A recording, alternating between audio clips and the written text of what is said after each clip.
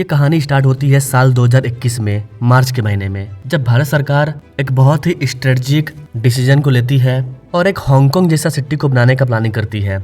जी हाँ guys, you can say Bharat एक खुद का दुबई बनाने जा रहा था, लेकिन जैसे ही ये प्रोजेक्ट, इसकी चर्चाएं, इसकी डिटेल रिपोर्ट सामने आती है, ओपोजिशन उंगली कर देता है और ओपोजिशन के उंगली करने की वजह से ये बात पहुंच जाती है सुप्रीम कोर्ट में। और अब तक ये कहानी जो कि अधूरी है ओपोजिशन के खुजली की वजह से। मैं हर भारतीय से एक सवाल पूछना चाहता हूँ, कौन सा भारतीय है जो नहीं चाहेगा कि भारत एक हांगकांग की तरह सिटी को डेवलप करे? कौन सा भारतीय जो नहीं चाहेगा कि भारत एक दुबई को बनाए, सिंगापुर को बनाए? इस तरह के बड़े सिटी को भारत अगर बनाता है तो ओपोजिशन को किस बात की खुजली है? ओपोजिशन को इस बात की खुजली थी कि भारत ये क्या करने जा रहा है। भारत अगर हांगकांग, दुबई की तरह अगर सिटी बना देगा तो फिर हमारा तो अस्तित्व खत्म हो जाएगा, क्योंकि भारत चीन के मॉडल को अपना करके चीन से भी आगे निकलना चाहता है। ओपोजिशन को ये बात खटक रही थी, इसलिए ओपोजिशन ने इसमें अपना उंगली किया। वरना कौन से भारतीय को प्रॉब्लम है? अगर भारत एक दुबई जैसा सिटी बना लेता है तो 5 साल में अब तक एटलीस्ट कम से कम 25% काम पूरा हो चुका होता।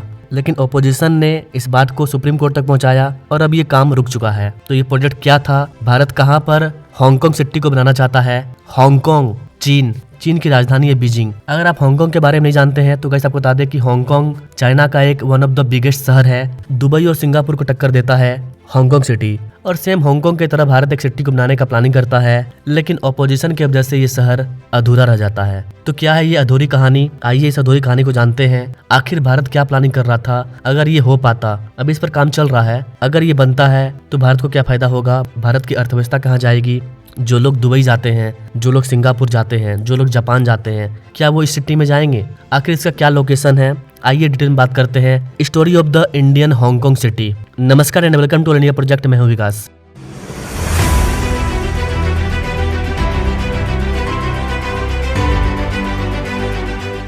क्या आप जानते हैं जापान मात्र 4 आइलैंड पर बसा है? 4 आइलैंड पर बसा हुआ देश पूरे दुनिया के हर शहर को टक्कर दे रहा था, हर देश को टक्कर दे रहा था। मात्र 4 आइलैंड पर बसा हुआ है। और ठीक वैसा ही अपने पास एक जगह है अंडमान निकोबार। तो अंडमान निकोबार में भारत एक हांगकांग की तरह सिटी को बसाना चाहता था। अगर ये सिटी बन जाता तो आने वाले दिनों में अभी भारत की जितनी टोटल जीडीपी है, अकेले ये सिटी इस वाले जीडीपी को कवर करता आने वाले दिनों में, मे भी 2050 तक। लेकिन ऑपोजिशन के द्वारा इसमें उंगली कर दिया गया। क्या उंगली किया गया ना? मैं आपको बहुत ही आसान भाषा में समझा रहा हूँ कि भारत का प्लानिंग क्या था।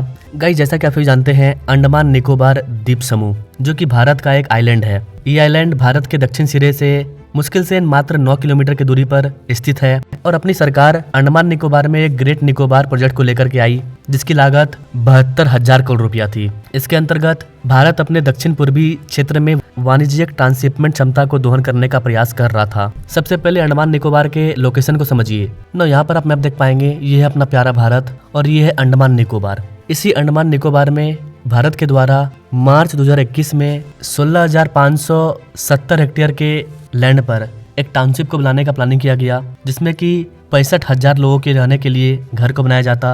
और अंडमान निकोबार में जितने भी आदिवासी लोग हैं, जो भी लोग हैं, उन सबको वहाँ घर मिलता, अच्छी फैसिलिटी मिलती। और जैसे ही ये शहर बनकर के तैयार होता तो करीब करीब हर साल अंडमान निकोबार को 30,000 करोड़ रुपया का फायदा होता। और 2040 आते आते करीब करीब 50,000 लोगों को यहाँ पर जॉब मिलता, क्योंकि अपने लोग इसको टूरिज्म हब के रूप में भी डेवलप करने का प्रयास कर रहे थे। यहाँ पर जो सिटी को बनाने का प्लानिंग था, उसको सिंगापुर और हांगकांग के जैसा डेवलप करने का प्लानिंग था।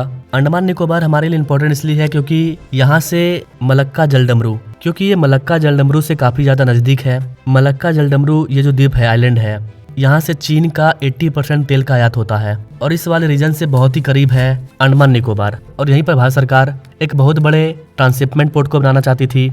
करीब करीब 30 साल में 72,000 करोड़ रुपए यहाँ पर खर्च किया जाता और करीब करीब 166 वर्ग किलोमीटर के एरिया में इस वाली सिटी को तैयार किया जाता, जो कि ग्रेट निकोबार के 210 वर्ग किलोमीटर के क्षेत्रफल का मात्र 10% हिस्सा है। मात्र 10% हिस्से पर सरकार एक टाउनशिप को तैयार कर रही थी, जो कि भारत की अर्थव्यवस्था के लिए, अंडमान निकोबार के लिए काफी ज्यादा इंपॉर्टेंट था। इसको हम लोग दुबई के तौर पर, सिंगापुर के तौर पर बिल्डअप करने जा रहे थे। यहाँ पर 4 प्रमुख चीजों को बनाने का प्लानिंग था। गेलाथिया खाड़ी में एक ट्रांसशिपमेंट बंदरगाह को बनाया जाता, जो कि भारत का सबसे बड़ा एक पोर्ट होता, जो कि सालाना 14.5 मिलियन TEU इतने सारे कार्गो को ये संभालता। इस बंदरगाह का उद्देश्य चीन प्रभावित जो मलक्का जलडमरू के पास सिंगापुर का ट्रांसशिपमेंट एक थ्रूपुट पोर्ट है, जो कि इस रीजन से काफी ज्यादा पैसा कमाता है।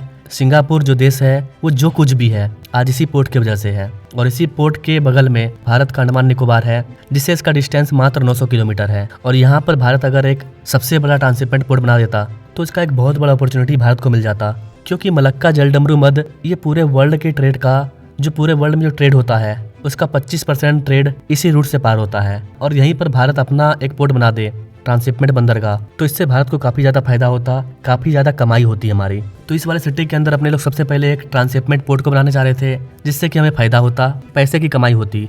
इसके अलावा दूसरा चीज ये है कि कनेक्टिविटी को बढ़ाने के लिए भारत सरकार यहाँ पर एक 3300 मीटर के रनवे को तैयार करना चाह रही थी, जो कि ग्रीनफील्ड अंतर्राष्ट्रीय एयरपोर्ट होता, ताकि दुनिया के लोग यहाँ पर घूमने के लिए आते हैं। तीसरा, एनर्जी के क्षेत्र में आत्मनिर्भर बनने के लिए यहाँ पर 450 मेगावाट का गैस आधारित और सौर ऊर्जा संयंत्र इसको तैयार किया जाता, ताकि पूरे अंडमान निकोबार को खुद का अपना एनर्जी मिल पाता, क्योंकि बिना एनर्जी का कुछ भी नहीं हो पाएगा। और इस शहर के बनने से करीब 50,000 लोगों को यहाँ पर रोजगार मिलता। चारों बगल से ये समुद्र के किनारे घिरा हुआ है। जिस तरह की दुबई समुद्र में मट्टी को डाल करके बिल्डिंग वगैरह को बना रहा है, ठीक कुछ वैसा ही यहाँ पर एक शहर बनता। और जो लोग दुबई वगैरह घूमने के लिए जाते हैं भारत से भी, वो लोग इस शहर में घूमने के लिए आते हैं।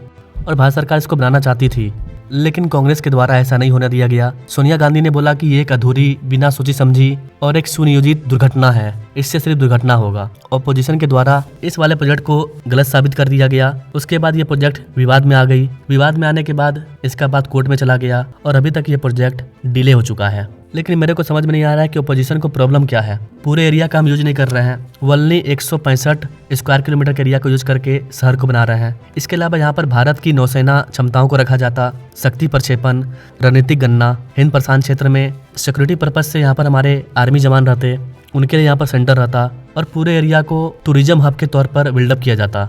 लेकिन ये सारा प्रोजेक्ट ठंडे बस्ते में चला गया, सिर्फ और सिर्फ अपोजिशन की वजह से। कांग्रेस का कहना है कि वर्तमान गवर्नमेंट अंडमान निकोबार के साथ खेल करने का काम कर रही है, वहाँ के प्राकृतिक चीजों को नुकसान पहुंचेगा, दिस डैट। अगर ऐसा ही रहा तो भारत कैसे आगे बढ़ेगा? जापान भी तो आइलैंड में था, मात्र 4 आइलैंड में बसा हुआ था। जापान अगर ऐसा सोचता कि हम प्रकृति को नुकसान पहुंचा रहे हैं तो आज जापान जहां पर है वहां नहीं पहुंच पाता। चीन अगर ऐसा सोचता तो क्या आज वहां पर वो जा पाता? दुबई, सिंगापुर, ऐसे हजारों सिटी हैं जो कि समुद्र के किनारे बसे हुए हैं और उन्होंने खुद का इसी तरह से विस्तार किया है।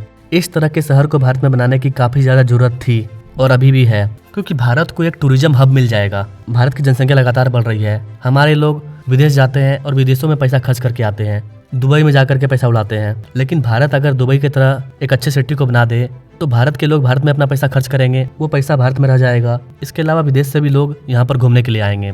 लेकिन बोलते हैं ना, लोकतांत्रिक देश में इस तरह की चीजों को करना काफी ज्यादा मुश्किल होता है। चाइना में कोई ओपोजिशन है नहीं, यूएई, दुबई में कोई ओपोजिशन नहीं है, सऊदी अरेबिया में कोई ओपोजिशन नहीं है, आज वो आगे से बढ़ रहा है। और हमारे यहाँ ओपोजिशन है तो ये हाल है, वरना अब तक ये प्रोजेक्ट बनकर के तैयार हो चुका होता ना। अब इस वाले प्रोजेक्ट को लेकर के कांग्रेस और बीजेपी में एक बहुत बड़ा भूचाल आ गया है। दोनों का अपना अलग अलग पक्ष है और जो एक्सपर्ट्स हैं उनकी भी राय अलग अलग बटी हुई है। कुछ लोगों का मानना है कि पर्यावरण के साथ खेला हो जाएगा, कुछ लोगों का मानना है कि इससे भारत आगे जाएगा। अगर हांगकांग की तरह सिटी बन जाएगा तो भारत की अर्थव्यवस्था में वृद्धि होगी और अंडमान निकोबार के लोगों को भी फायदा होगा। अभी सरकार तो प्लानिंग कर चुकी थी कि इसको डेवलप करना है, हालांकि यहाँ पर विकास किया जा रहा है लेकिन बड़े लेवल पर नहीं। अब आगे क्या होगा इसका फैसला तो अब सुप्रीम कोर्ट ही करेगी। कोर्ट के द्वारा डिसीजन लिया जाएगा, उसके अकॉर्डिंग ही पता चलेगा कि क्या होगा। बाकी आप इस वाले प्रोजेक्ट के बारे में क्या कहना चाहेंगे? आपको क्या लगता है गाइस, क्या भारत यहाँ पर एक हांगकांग की तरह शहर को बना करके गलत करेगा? क्या इससे अंडमान निकोबार के लोगों को दिक्कत होगा, या फिर प्रकृति को नुकसान होगा, या फिर सरकार को प्रकृति के साथ तालमेल बना करके चलना चाहिए और इस वाले प्रोजेक्ट को भी आगे बढ़ाना चाहिए और नेचर पर भी फोकस करना चाहिए? कमेंट कीजिए गाइस, आप क्या सोचते हैं। मेरे हिसाब से तो इस सिटी को बनाना चाहिए और बहुत ही ज़्यादा सोच समझ करके बनाना चाहिए, जिससे कि नेचर को भी नुकसान ना पहुंचे, यहाँ के आम पब्लिक को भी नुकसान ना पहुंचे और भारत को फायदा भी हो। ये एरिया टूरिज्म हब के रूप में उभरे और यहाँ से भारत का बिजनेस और भी आगे जाए। तो कमेंट ना हो, बाकी मिलेंगे अपने लोग अगले वीडियो में, तब तक के लिए जय हिंद।